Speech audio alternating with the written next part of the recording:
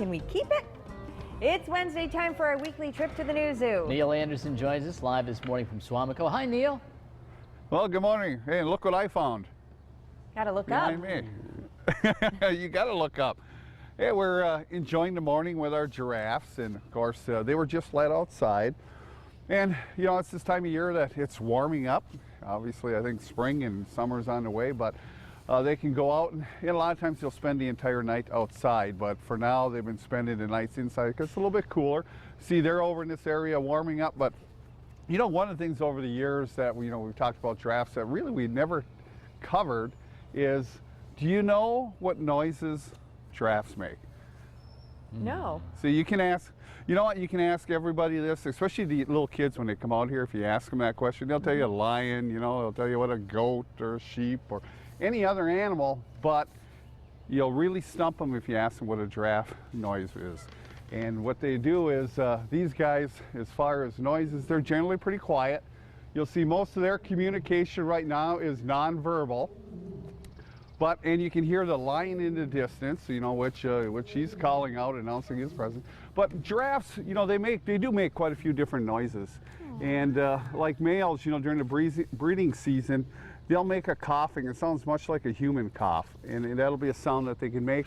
And you got Zuri over here. You know, if she was a mom and she had some little ones, you would hear a real low whistling sound. But one of the other things that giraffes do and how they communicate is what we call infrasound. And then what it is, it's a real low frequency that we cannot hear. They can hear, and they do a lot of communication that way. So they are sending out sounds and noises and things like that, but they're communicating with themselves, but we just can't hear that, you know. And that's probably one reason too, you know, if we have an impending, say you got an earthquake or some sort of natural disaster, that they can hear that infrasound. They're alerted a little bit more than that. But here's something that's really cool, so scientists studied this, you know, and really there's a lot to study about, you know, the noises and the sounds that giraffes make. But what they did is, over a 24-hour period, they would go ahead and record these guys and see what's going on. And they did find out that, you know, remember, they only sleep for about 2 hours at the most a day. But they're one of the few animals, and not many animals do this, one of the few animals that talk in their sleep. Wow. So, and you know, and they're not communicating, but they just talk, very similar to us. So they're one of the few animals that do that. What do you figure they talk about, Neil? That's the next research project? That's the next research project.